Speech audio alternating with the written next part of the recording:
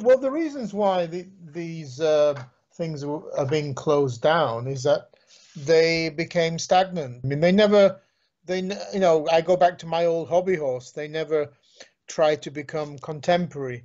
It was always, stuff about the Holodomor or out of date stuff.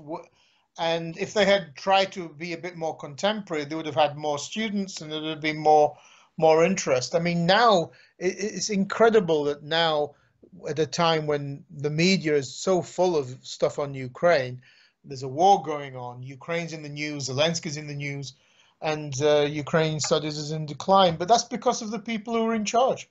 I'm surprised at how it's declined so much in the prairie provinces, because that's where they had, that's where CIUS was founded. But they were talking about a think tank, creating a think tank which would employ me when I first arrived in Canada. Nothing came of it. So it's all talk. It's not going to happen.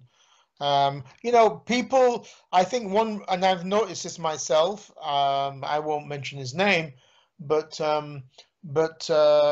because that older generation is dying, which was quite philanthropic, the kids below them, they don't want to give out money. I asked, for example, I've downloaded like over 1,000 video clips, short video clips from Twitter and elsewhere on the war, on this latest invasion of Ukraine, and many of them have Russians calling for genocide. So it's really, really juicy stuff. I wanted to set up a website to put all of these clips on.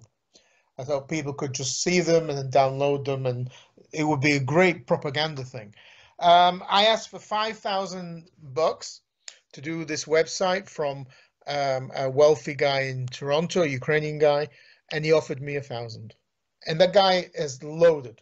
And that's because they don't want to, those kids don't want to give away the money which their dads may have done.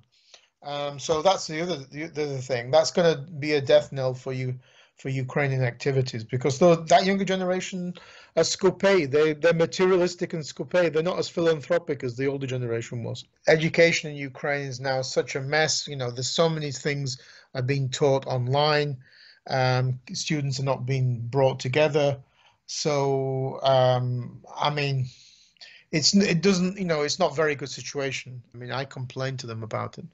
But a lot of the problem is just the state of the education. It's too dangerous to have kids and students collected into classrooms just in case it gets bombed. Most classes are online. It's too dangerous, unless there are some schools or universities with bomb shelters.